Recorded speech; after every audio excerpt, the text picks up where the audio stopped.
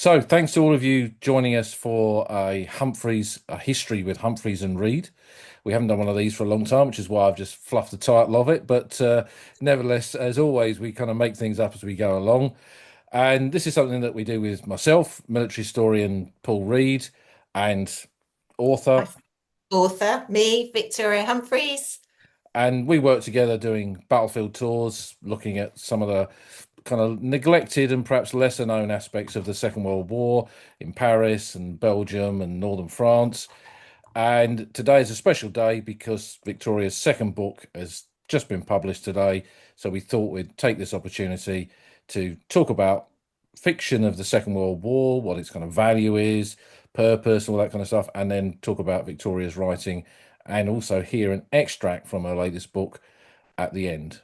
So here we are. I'd like to say thanks for joining us, but we normally we do this and we bring someone else in. So here we are again. Well, you can thank me. Okay, Thank me for thank you. joining you. Thank you for joining me on this Very occasion. welcome.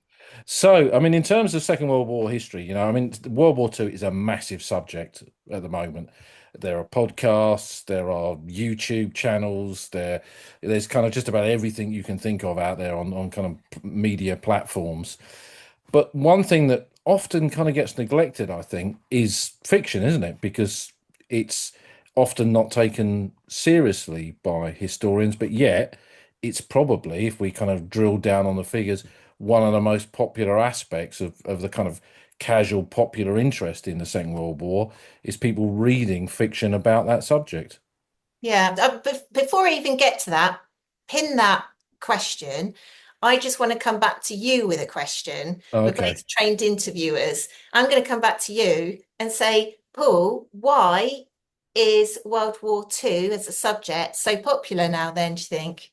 Well, that's a good question. I think it's something that I've been saying for a while is that the generation that was in that war, we are now, well, I think we're even past that 1 minute to midnight, that generation has almost gone.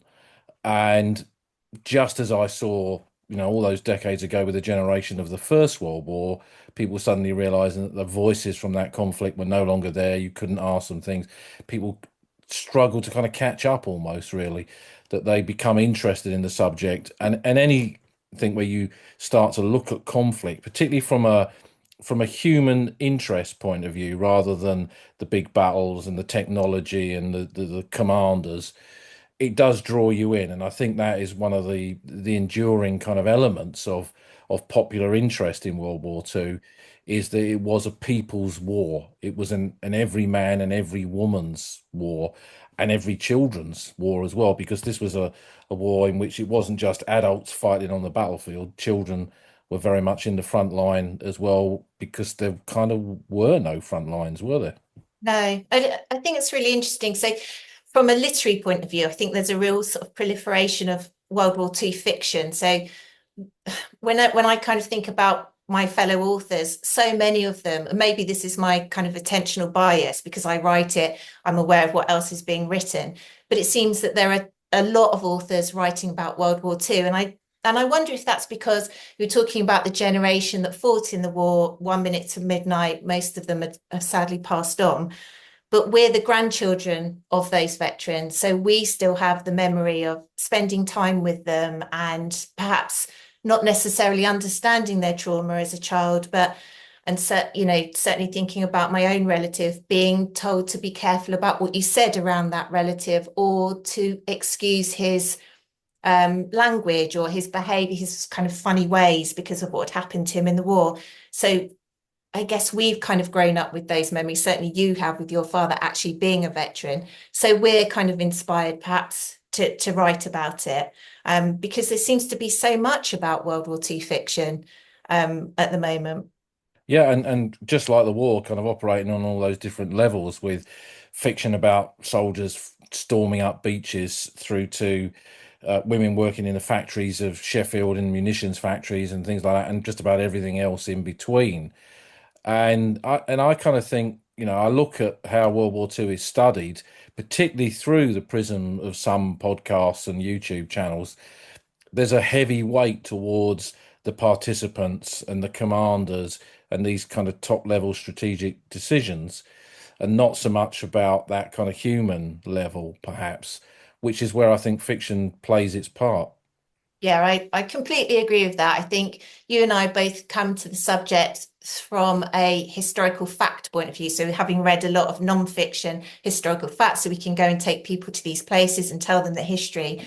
But we're always aware that those kind of what we always call the quiet stories, ordinary men, women, and children, their experiences are often neglected in by the history book. Because, as you've said, everybody wants to talk about the tanks and the big guns. And when I say big guns, I'm not just talking about machinery. I'm talking about names, personalities, and people. So I think we see a lot of that. So I think, I have heard historians criticize World War II fiction writers, but actually it's the World War II fiction writers that are bringing those quieter stories, the stories of the kind of, for want of another word, kind of average people to the fore. And certainly that's what I've done with The Other Way, because although The Other Way isn't my great uncle Ron's story, I did read his memoir to get a sense of what he went through. And there are definitely scenes in there that I've taken from his experience. So in a way, I feel like I am speaking a little bit for Ron, and not just Ron, but also, the people he served with and the people he was imprisoned with. And we always hear, particularly when I think about Ron's wartime POW experience, when he was put in a work camp in Germany and he was almost worked to death in a copper mine. Um, all I ever see on TV and in books and hear a lot of historians talking about are those kind of daring great escapes, the RAF officers. And I'm not saying that those stories don't deserve to be told, but I think there's a problem with continually telling the same story over and over again, and forgetting that for people like Ron, they were beaten, they were starved, they were put in front of mock executions, and they didn't really know if they were going to, get home, and they weren't treated with any sort of respect. And so I think their stories do need to be told. Absolutely. I mean, I know, having seen Ron's account, it starts with his capture at Anzio, and then goes through to his time as a prisoner of war. And like you say, when you kind of look at the traditional POW story, even POW fiction, it is all about officers, flying officers and army officers who end up either in actual camps like Colditz, or Stalag Luft 3, or fictional camps, and it's all about the kind of jolly japes that they have to figure out, digging tunnels, getting over wire, drugging dogs to get out. I mean, whatever it is. Whilst the Uh, theatre performance is going on that they're throwing in the camp. exactly, yeah, Hmm. exactly.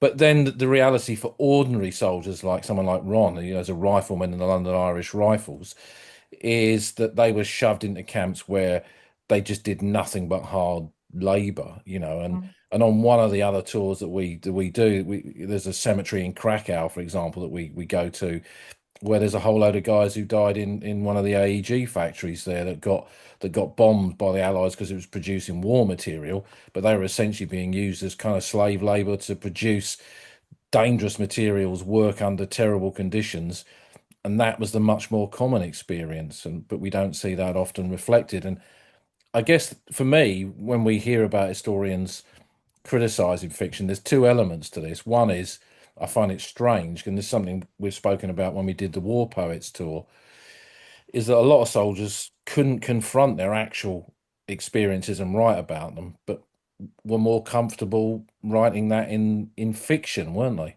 In poetry, even like the highest form of fiction in poetry. So using a lot of an analogizing in order to try and express their horror. And we've talked about not having a language to express horror. When the horror is so great, how can ordinary language express that horror? And I think poetry is an excellent form for that. And so I think it's quite interesting that so many soldiers did that, and not just the soldiers that went to the private schools. We've covered soldiers who didn't come from that background, but still expressed themselves through verse, because that's the only way that they could do it. Yeah, and although he did go to a private school, we won't beat him up over that. Siegfried Sassoon is kind of the ultimate example of that. Most people, I think, would read his memoirs of an infantry officer, which is probably his best known book, not understanding that that is fiction. They think it's just a straight memoir, but he couldn't confront the war with him at the center of it. So Sassoon becomes Shurston, and the book is, the collection of those three books from fox hunting man to infantry officer, and Shurston's progress becomes this kind of trilogy of books that follows a fictionalized version of the real Sassoon through that war from pre-war to post-war, Mm, and something that happens again with the Second World War. yeah. But I think, we're talking about, we kind of covered those kind of quiet stories, which fiction is very useful for. But I also think that World War II fiction can be very fantastical and still be factual, in the sense that, so if I take Not the Work for Northern Boys, so if I go to my first novel and I think about the things that happen in that novel, quite fantastical things. And when I was writing that novel, I was worried that I would be accused of being sensationalist or just, ridiculous with my imagination, imagining things.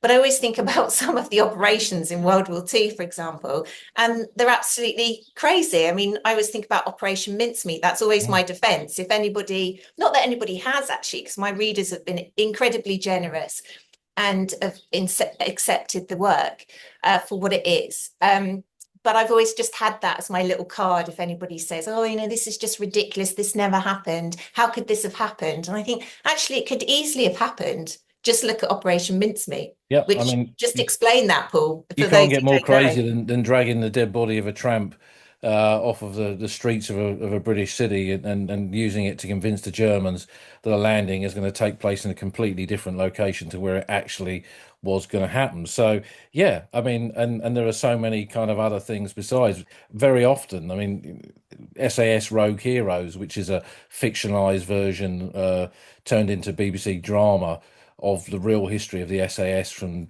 Desert Group through to Europe, has often been kind of criticized, but some of its most fantastical bits are absolutely correct in terms of what the history was, Mm. because they kind of did crazy things in that conflict, hitherto unknown kind of crazy things. I mean, in your book, in your first book, you take the actual use of pigeons in war, which is something that is kind of a long-standing use of pigeons as messengers to carry messages from fixed points to fixed points, so that the kind of word can get through as to what's happening on the battlefield. But what they can't do is kind of then come back. But that's what you do in your first book, and you take that and you develop an actual story of what they were trying to do with pigeons. Well, I think that's the thing with writing about war. There is there is an anxiety, I think. I can only speak for myself. When I first started writing war fiction, I did have an anxiety about whether I have the right to write war fiction because I've not been, a combatant in war.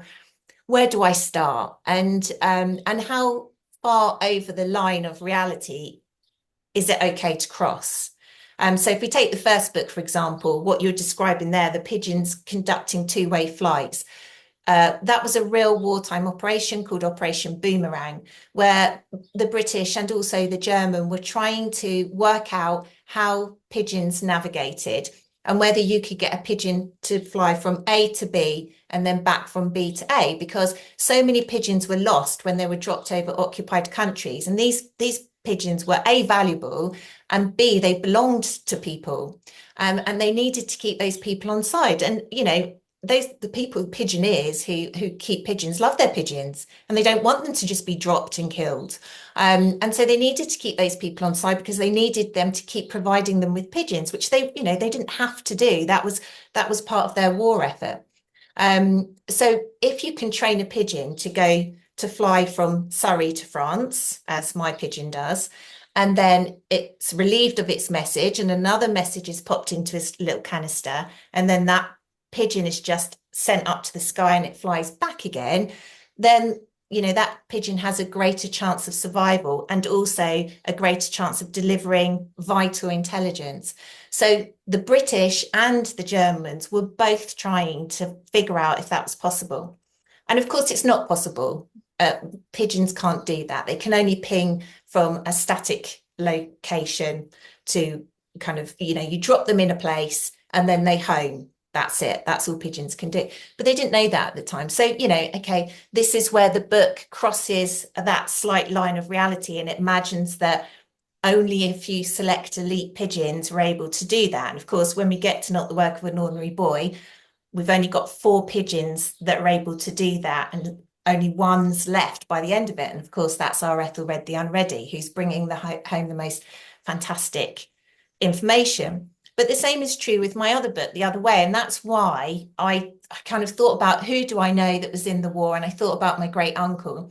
And I remembered those kind of, I remembered meeting with him a few times as a child, not being scared of him, but understanding that he was a bit troubled, perhaps, and quiet. And, just to leave him alone, my dad always used to say, don't mind Uncle Ron's language because every other word was shitting this and shitting that.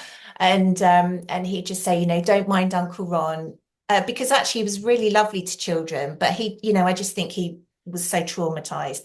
And that trauma came out in later life, which we can talk about if you want. But um, so I asked my auntie for his memoir just to kind of have an idea of where that line is and how far I can cross it. And that's what I've done. But I mean, in all honesty, I think with this novel, The Other Way, I haven't crossed it in the same way that I did with Not the Work of an Ordinary Boy. There's nothing kind of fantastical in there. It's just imagining, if we take Dresden, so we have the firebombing of Dresden, that happens in there. You just need to read some men's accounts of time on the ground there, because obviously British prisoners of war were made to assist in the cleanup operation of Dresden. And then you let your imagination go to those very, very difficult places. And some might say, well, it never happened. Why write about it? But one of the things that you and I have found in the work that we've done on the secret war of the Second World War is there are so many huge kind of gaps in our knowledge of what actually happened. The voices aren't there. These were people when they signed the actual Official Secrets Act or whatever version of it, even if it was an oath that they made verbally, they never told these stories. These stories never came out, and many of them went to their graves taking those stories with them. So the only way for, I guess, future generations to understand it when there is this no kind of testimony is through the voice of fiction, by not just making things up for the sake of it, but by constructing it based around some kind of historical evidence. Yeah, And we're well, not, sorry, Paul, no, go on. no, I was gonna say, we're not kind of say, well, this is definitely what happened, but equally, this is what might have happened. Well, yeah, we've talked about testimony and the validity of testimony, and they're all versions. Even if we all go and watch the same event happen, our testimonies will all differ. And also, when we then start bringing memory in, how does memory play into how we remember something? Often you hear best guess. You hear a lot of people say, well, this is the best guess of what happened. Other people will correct historians and say that's not how it happened. But I always want to say to those people, were you even there? We're talking decades ago. I know you weren't there. So how do you actually know? And they were, well, I've got this record. Okay, but those records are written by people and people are fallible. And, as we say, recollections can vary. Who knows what people are leaving out for whatever reason? Yeah, so I think any sort of testimony is ultimately a story, isn't it? Yeah, and I think there's an element to this as well. Is we're public historians. We want to work with the public and we want to engage the public in history. And although many historians, might feel uncomfortable about this, the reality is the vast majority of the public are not necessarily going to pick up some hefty tome that describes the Second World War in 750 pages, but they might pick up a paperback that's a couple of hundred pages, which is a piece of fiction, a story that they can engage with and understand that, okay, it's a work of fiction, Mm. but it's telling them about a subject that they're interested in and making them think about that subject in a wider kind of way. which then perhaps might lead them to that point where they start to dip into the hefty tomes of 750 pages or more. I mean, not to single out any particular volume or author in that, but there's plenty of those kind of books. But Yeah. public, we've only got to walk into Waterstones to see this, haven't we? Yeah. Those books, sure, they're there on the new fiction shelves, but the vast majority of books on tables is going to be fiction. Yeah, I think, fiction's a gateway, isn't it? And I don't, I'm not didactic, so I don't mind with how people come to read it. They don't have to read it.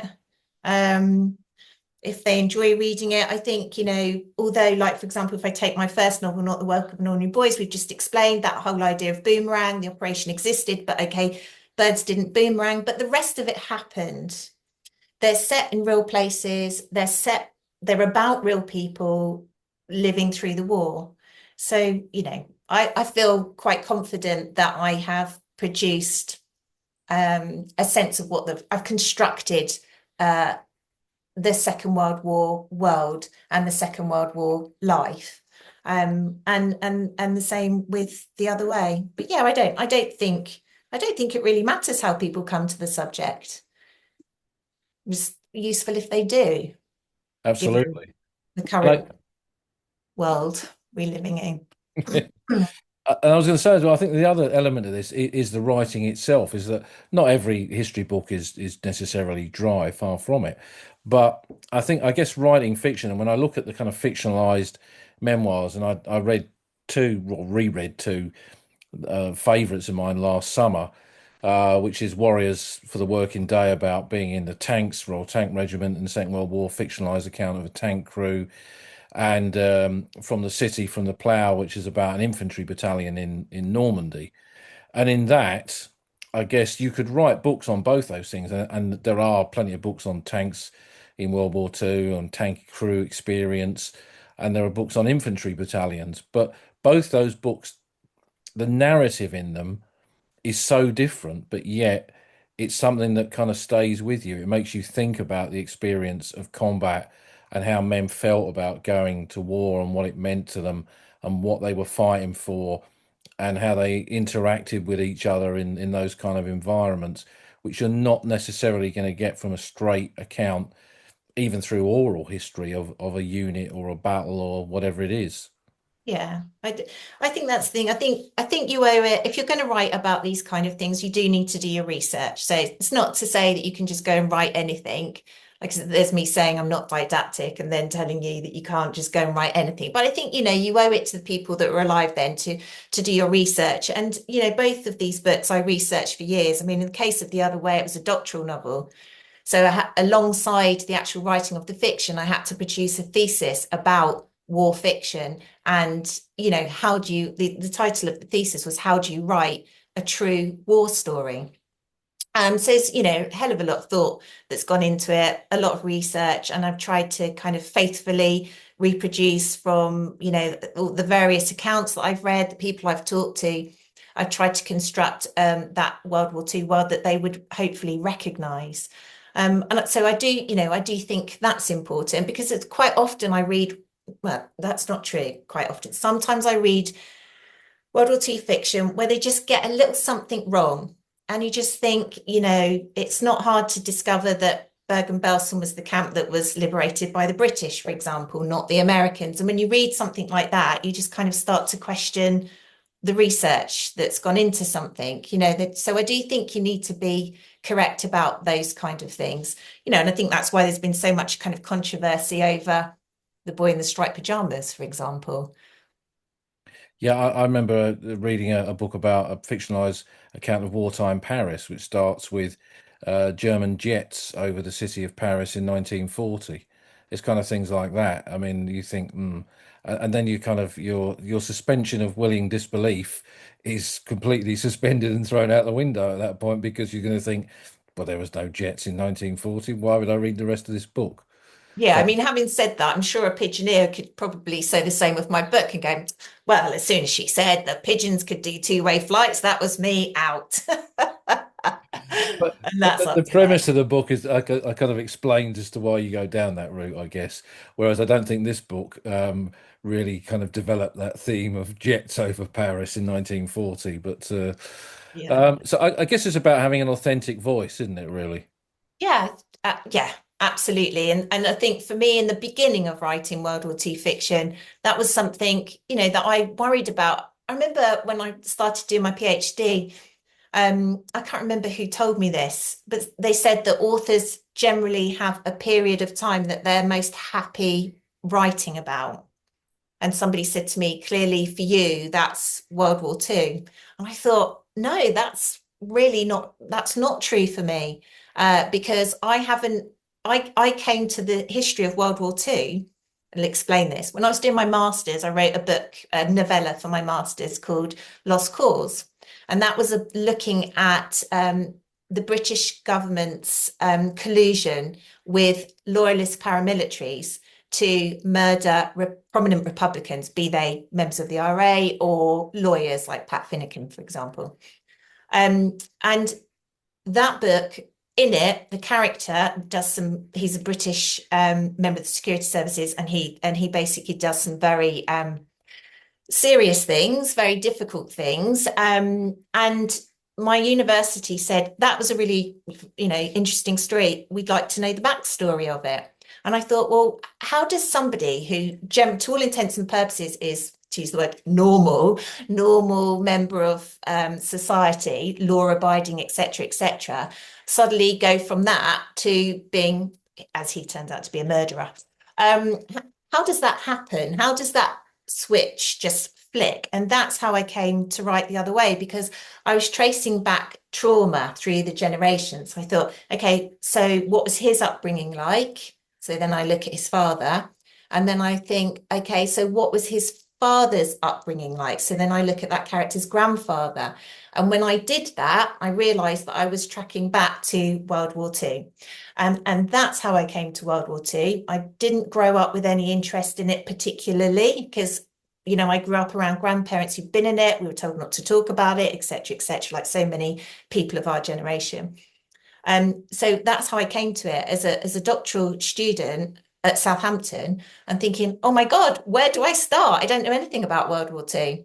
And that's, so it's not that it's my comfort place, but because I've then conducted so much research, I do feel quite at home in that era now.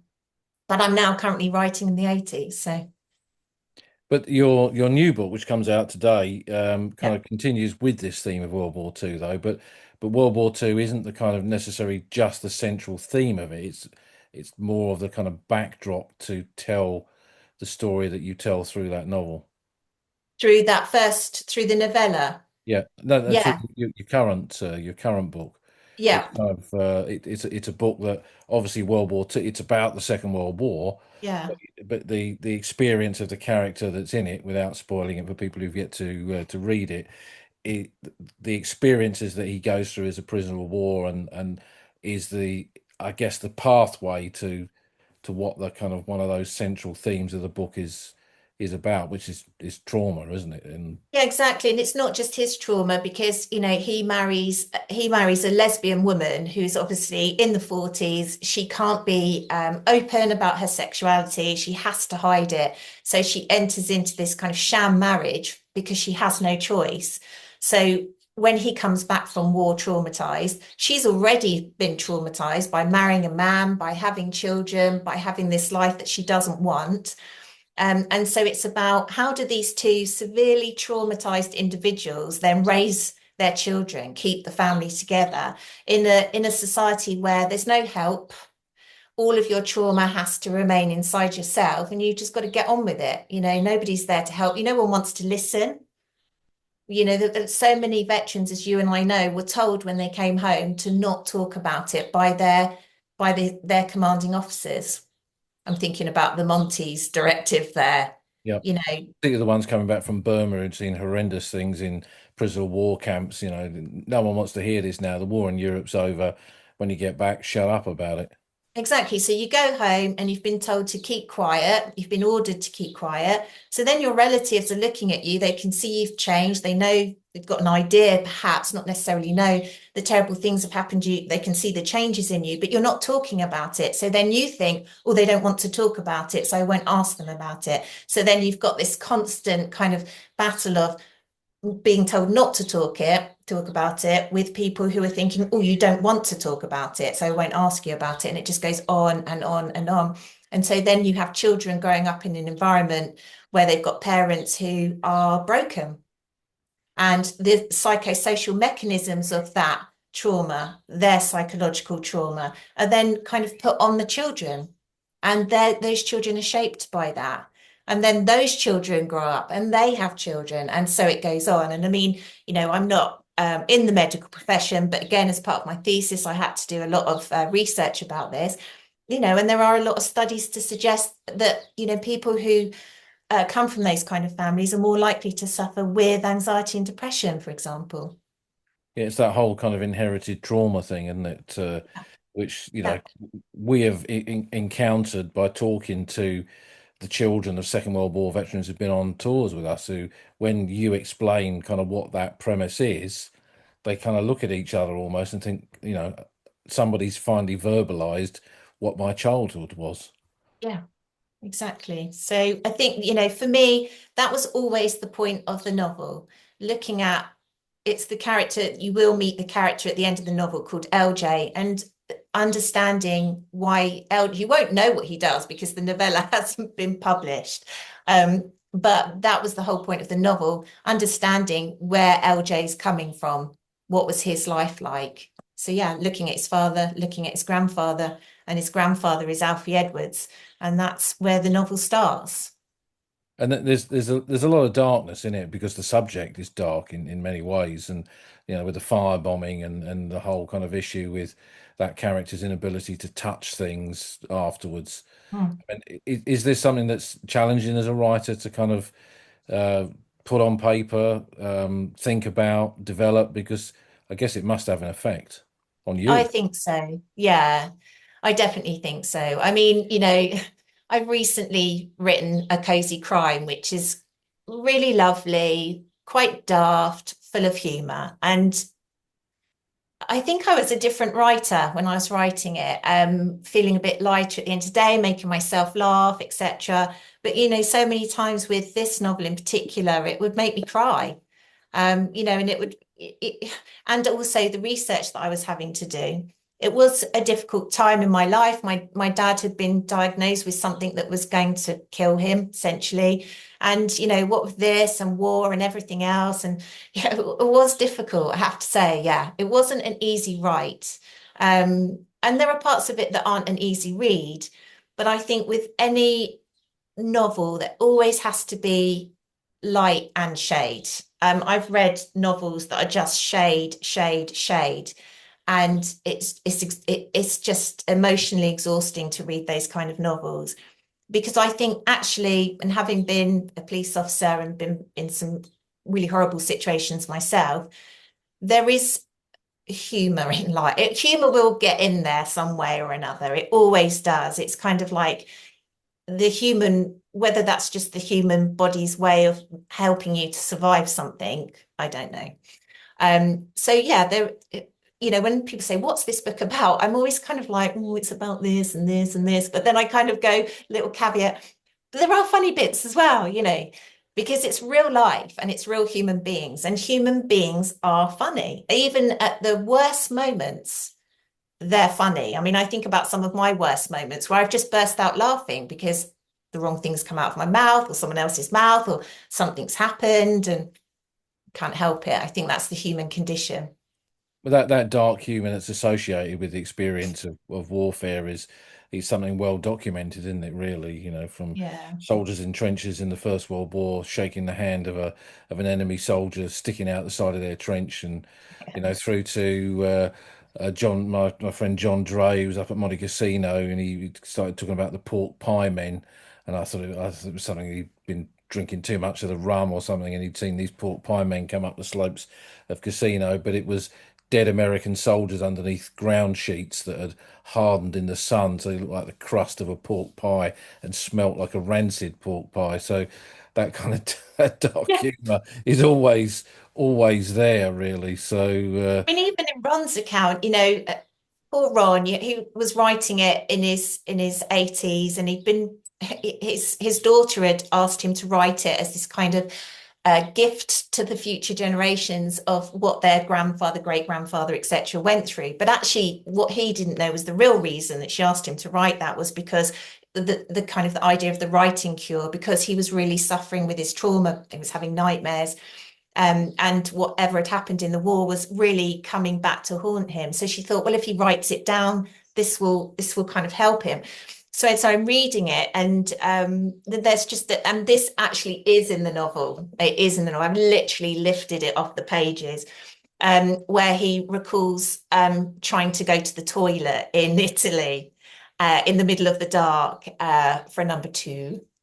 And although he doesn't call it that, and yeah, and as he puts it, some Rupert, as he calls them, some bloody Rupert, puts a gun to the back of his head and sort of says, "What are you doing?" And he says, "I'm having a shit, sir."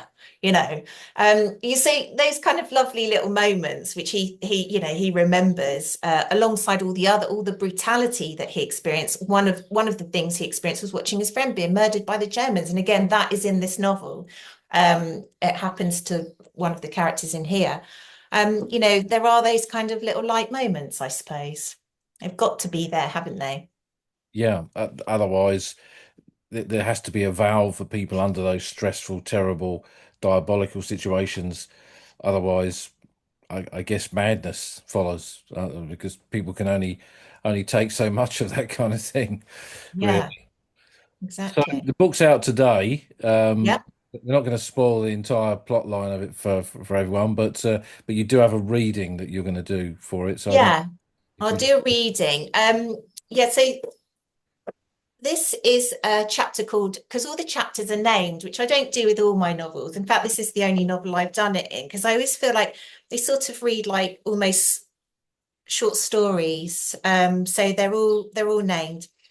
And this chapter is called The Homecoming, and I've picked this because it includes both the characters of Lil, the wife, the repressed lesbian, and Alfie, her husband. And it's the point at which he's just coming home from war. So, at this point he's quite brutalized.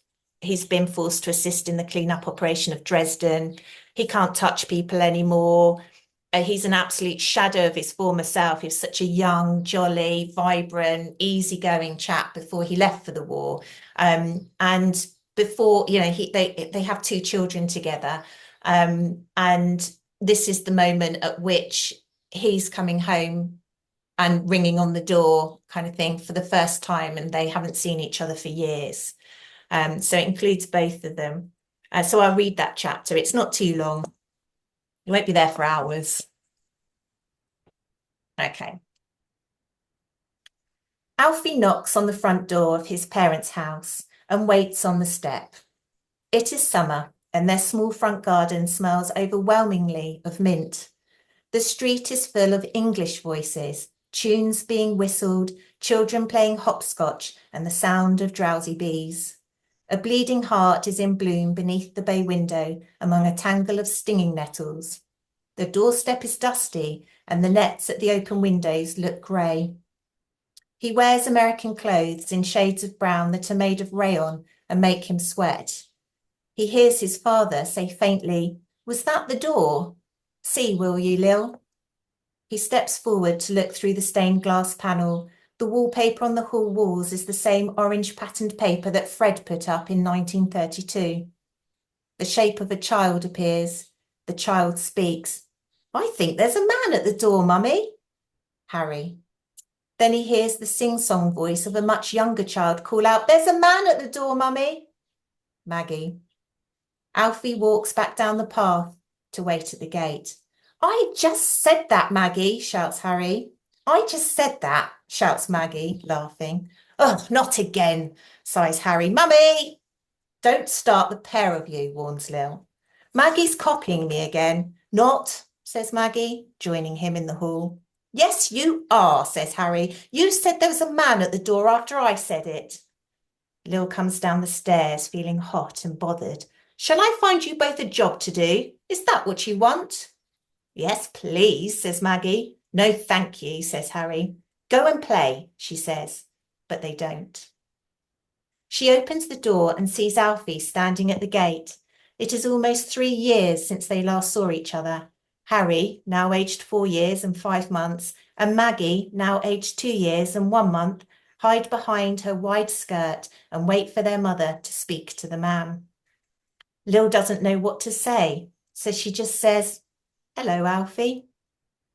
Her response seems inadequate, even to her, but it is all she's capable of. Harry knows a man called Alfie. It's the name of his dad. Grandad Fred talks about Alfie, his dad, all the time. But this Alfie doesn't look anything like his dad. In the hand-coloured photograph, his dad has yellow hair and pink cheeks and all of his teeth. He worries he might have to kiss this man. He covers his mouth with his mother's skirt. Maggie has no idea who the tall old man at the gate is. She doesn't recognise the name or the face. She copies Harry and wonders where the pudgy stuff that should be under the man's skin has gone. She'd quite like to pinch what's left, or to prod it at the very least. It probably feels like raw pastry. Alfie sees 3 uncertain faces and wonders whether it might not have been better for everyone if he just told the German guard that he was hot. He was hot. He warns himself not to think about that day, but in so doing, signals begin to another barrage of one particular thought, sticky skin. He tries to replace the thought with commands such as move, smile, and speak. But then the thought that has ruined everything returns because Maggie is wearing a yellow dress. He is reminded of the baby in the basement and of her sticky skin. He clutches his trousers to feel rayon in place of her flesh. He feels the outline of a small button in his pocket. He clutches his shirt sleeves. He doesn't know what else to do. Lil thinks Alfie looks like a decomposed moth. She releases the children from her skirt and pushes them back into the house, quietly ordering them to go and play. For once, Harry is happy to do as he is bid. He takes Maggie's hand and drags her into the hallway, promising to build her a den in the garden using the clothes horse and a blanket. Lil steps out of the house, pulls the door behind her and says, "Do you want to come inside?" He ignores the invitation. "I'm smiling," he says. She frowns because he isn't smiling and hasn't smiled, and all the time he's been standing by the gate. She doesn't know what to do or what to say. She thinks she should walk to the gate and offer him her hand, but she also knows that she won't. "I'm not myself," he says. "I'm not right anymore." She waits for further information. "I can't touch things now." She remembers him as a child collecting furry orange and black caterpillars in a bucket for no other reason than to see how many he could find in one day, 53. She was able to help him locate the caterpillars, but she hadn't wanted to pick them up. She also remembers him bearing a decomposing magpie by the railway line with his bare hands and dangling a slow worm in front of her face. She tries to think what these things might be, but nothing comes to mind. She finds herself saying, "Things?" before she can stop herself. He feels a sudden rush of heat to his head and the dreadful sensation that he's about to faint. He puts his hand on the garden wall and stares at his feet. "People," he says. She wonders whether she counts as people. She reminds herself that she is a person, even if she's not a very nice one, and says, "You're home now, Alfie. That's all that matters." He panics because he doesn't think she's understood what he's trying to tell her. "I'm not normal," he says, holding out the palms of his hands as if to show her the sticky skin that covers them. He crouches down and puts his head between his knees. She's had enough. Neither is she. Neither is she, if you must know. What makes him so special? She glances at the open window and says quietly, "We can suit ourselves." But she folds her arms and waits. "But She pushes open the front door with the heel of her foot and says, "Come inside now, Alfie. I'm putting the kettle on. We usually have a cup of tea about now." Wow. Yeah, very. I mean, kind of. I remember that bit in the book, and the kind of powerful element of homecoming and the gap between soldier service personnel and civilian is very apparent there. Yeah, I think it's such a difficult one, isn't it? Because I think so many people, and it isn't just about the people coming home, it is about the people that were left. And I think about my own dad, who was born in August 1939, and he didn't have that early bonding relationship with his own father. And I think that kind of stayed with him through life. And he was very off with his father when his father returned because he didn't know who he was. And all of those kind of fractured relationships, yeah, it is very difficult, a difficult period to write about. And you do feel like you want to do it justice. And I think in some ways that can leave you with writerly constipation. But you just got to kind of push through that. And that was I can't believe I just said push through the writerly constipation. Well, of course Mm. I can believe I said that. That's exactly what I'd say. But no, but you do, and you just have to do your best by these people. Keep them in mind, I think. Definitely. So the book's out today, Yep. published by.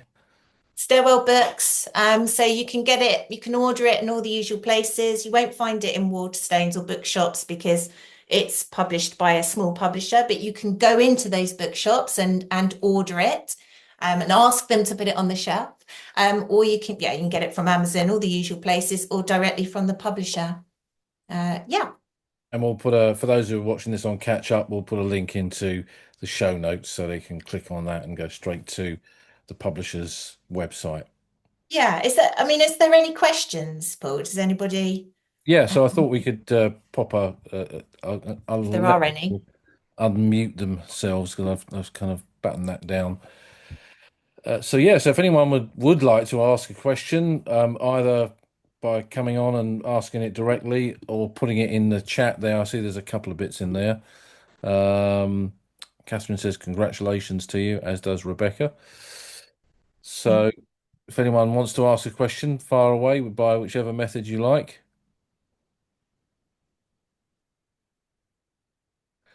There we are. We've covered everything. Oh, Chris has got a question. Hold on then, Chris.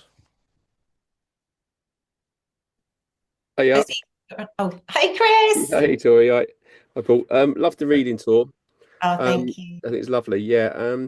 Just interested to know because I think it's quite well kind of documented that the inability to talk about trauma is seen these days as a negative male masculine trait, and recognised as that as such. Was it was it a conscious decision to kind of, sorry for the word, juxtapose that with with a female version of that essentially? Because that's quite interesting because we see a lot these days, particularly, and it's a contemporary novel, although set in obviously a historical context. But we see a lot about this negative masculine trait of being unable to talk about trauma.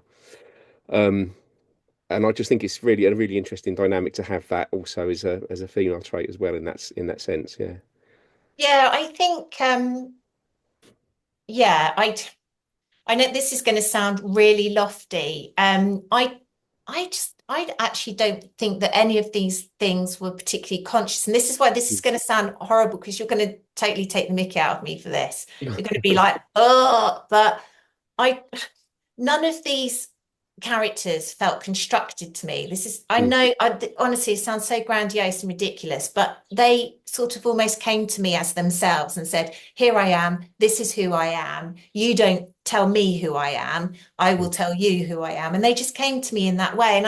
And I'm guessing that's because there are facets of them in people that I know. So I think about my nan, not nan, but for everyone, this is my cousin Chris. I'm not talking about our nanny Lulu. I'm talking about my other nan, who was a very hard, or appeared to be a very hard kind of woman. And and I'll never know the answer to this because she's passed away, but I always felt like there must have been something there that happened to make her that way. mm, So I think of all my characters, Lil is probably my best expression of her in a way.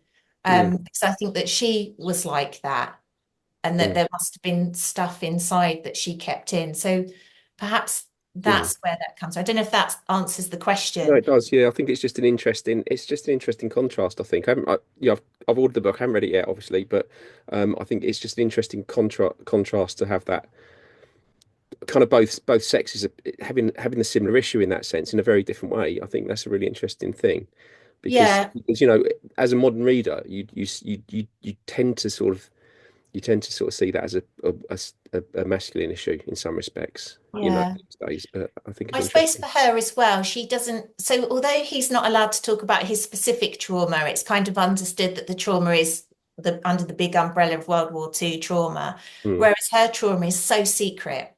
So mm, she has no she can't express that she was in love with a woman and that relationship ended and she feels that she was forced into this marriage. So I guess that's it. It's that kind of it's another level of repression. It's not just repressed sexuality, but it's also that kind of repressed trauma. So it's just not something that she can talk about or express either. which Um, in a sense is sounds quite comes from the same place in some respects to say Ron's who couldn't really yeah, talk about it because of it wasn't acceptable to talk about it in it for him, you know, yeah, for the kind of man he was and for the kind of class he came from and all that kind of thing. yeah. And so I think it's interesting that the two characters have those same issues in that sense for very different reasons. Yeah, Yeah. I think Yeah, it that sounds does. It great. Yeah. makes it was an interesting to write their kind of dynamic and how they just basically operate in parallel really and how the children sort of get caught up with that. Yeah. Yeah, That's I great. think Yeah, it is interesting. Yeah. yeah, lovely, brilliant. Thanks, Tor. Yeah, thank you for that, Chris. No worries. And by the way, everyone, my cousin is also an author about to be published in September. So congratulations to him. Thank you, What's the thank you. name of your book, Chris? Male unknown, Male Unknown, out on September the 11th. medical. Medical thriller with Look, Bedford Square. look Very, forward very to it. proud. Oh, thank you. Rebecca's asked a question here. Do you ever have dreams about your characters or think you see them anywhere? I don't have dreams about my characters, but I do have dreams that make it into my fiction. So I don't, the characters don't come into my dreams, but I'll have a dream that is influenced by what is going on in my writing. And there is one in the other way, a hilarious dream. I won't give it away if you read it. That is actually because I think you would read the dream in here and think, how how would you make that up? How would you come up with that dream? And the truth is, my subconscious came up with it in a dream. I thought, oh my God. So I was very much influenced by what my character was going through, but they don't appear as characters in my dream. Does that make sense? So their trauma or whatever they're experiencing, I will dream about, but I don't necessarily dream about the characters themselves. Yeah, but somebody said to me yesterday that she said, when you're elderly and perhaps you're confused, she feels like I'm going to be living the lives that I've written about and talking about the people I've written about as real people, which I thought was a really interesting idea. And I thought, well, no one's going to know what I'm on about then, unless they've read the book. So yeah, that's a really, really interesting question, that one. I love that. I've never been asked anything like that before. Yeah, superb question. Thank you, Rebecca. So I think that's probably Another kind of, one, oh, one question, if that's yeah, of okay. course. Sorry, Oh, hi, Catherine. Yeah, Hi, come on Kat. Tori. in. Hi. Hey, how are you? Very good, thanks. How are you? Yeah, good, thank you. Fascinating conversation, absolutely brilliant. And I mean, there's a couple of things I wanted to say. One, it must have been quite difficult reading your own relative's traumatized journal. And the other thing I just wanted to say is that do you think the conversation you were having earlier about everybody's got an opinion, whether they were there or not, about the World War II. Do you think that's because of its still tenuous connection to, people who were alive? If this was Elizabethan fiction, for example, you wouldn't have people picking apart whether or not something was feasible or could happen or was fantastical for that time. Yeah, just those two comments really, and yeah, fascinating conversation. Thank you. Yeah, Paul, perhaps you want to answer that because, Paul's father for the Italian campaign. So he is a direct child descendant of the veterans. Perhaps you'd like to answer that, Paul. Well, I think it's a really good point, actually, yeah, Catherine. I think the thing with the Second World War is because it's still not seen as distant, although we're in the 80 stroke 85th anniversary periods of different aspects of it. And because so many people have quite literally got kind of skin in the game, like me with a father who was in it, and so many others can remember uncles and aunties and everyone else kind of talking about it, everyone kind of thinks they're a bit of an expert. So if they see a work, some writing that challenges the kind of narrative that is often very popular in elements of Second World War history, they fall back on what they think they know rather than think, well, actually, the development of history and the ideas of history is about challenging things and about challenging assumptions. I guess, yeah, they wouldn't be doing that if it was Tudor history or medieval history Yeah. or, Roman history, because they don't have the same points of reference, I No. guess. But as you were saying earlier, so much of it is unknowable, isn't it? And Yeah, only imaginable, if you see what I mean. Yeah. yeah, definitely. Because I think this, I don't know if, because Paul and I sort of inhabit the World War II history and the jobs that we do as battlefield guides. So we're not immersed in any other type of history. So I do wonder if other historians who say study Elizabethan history will go, oh no, trust me, it's exactly the same. But I mean, certainly in World War II history, it seems to me that people seem to think they own, so they might own the SOE. So, they're the expert on the SOE and they own it. Nobody owns anything. This is history and new things can be discovered. And, a lot of it, I think, is sometimes best guess. And I think sometimes, with history, you have to read critically. So the reverence, I think, which we all should be there, but sometimes I think reverence can get in the way of perhaps reading a period of history critically, and sort of saying, okay, I'm not necessarily criticizing the individual, but I might be criticizing the policy, or I may be challenging that version of events for A, B, and C, that kind of thing. And certainly that's something that Paul and I, it's not something we try to do, it's not something we set out to do. But when you, for example, you're talking about the SOE and some of the things that happened, it raises questions. Why did that happen? And rather than just kind of going, well, we're just going to talk about the bravery of these people. Yes, their bravery needs to be remembered, needs to be honoured. But we also want to understand why that happened. And I think, you should be allowed to do that without being accused of kind of being, I don't know, necessarily disrespectful or wrong. Or do you agree, Yeah. Paul? Yeah, no, definitely. And I think people, need to understand that perhaps the war was a lot more complex than they realize, and even more brutal than perhaps they're actually willing to accept. I mean, some of the descriptions in your book of the outcome of the firebombing, I think it's really important for people to understand what that really meant. It's easy to say the firebombing of whatever, Dresden, Hamburg, whatever, but what does it mean? What does And it look like? What does it smell like? What does it exactly, feel like? exactly. And even, I mean, going back to a real event. So I was standing on a battlefield with a group with several Second World War veterans in it. This is some years ago, and showed them a photograph of that battlefield, which had German dead lying on the battlefield with their pockets open and pictures scattered around, things like this. And I was talking about how this was very common once soldiers got to a position that had been captured. They'd go through an enemy dead soldiers' pockets for chocolate, for watches, for all kinds of stuff. And this lady pipped in and said, no, that never happened. My father was here. He would never have done that. And so I had to have this kind of conversation with her. Okay, your father might not have done it, but clearly, look at this photograph. And one of the veterans, Ken, looked at me and rolled his eyes. And about a month or so later, after coming back from this trip, he wrote to me, and he sent in this little package arrived with a letter from him and a whole load of photographs of German soldiers with their wives, with their children, with their brother, And he said, I took all of these off of German soldiers in Italy that whose bodies we found in positions that we captured.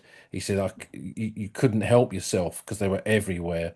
And he wrote out the kind of circumstances of it. And his last line was, "We were cruel then. We were cruel." And I think that is the kind of thing that through fiction, through discussing the war honestly, it's really important to challenge that, because not everyone was a hero. And what does that even mean?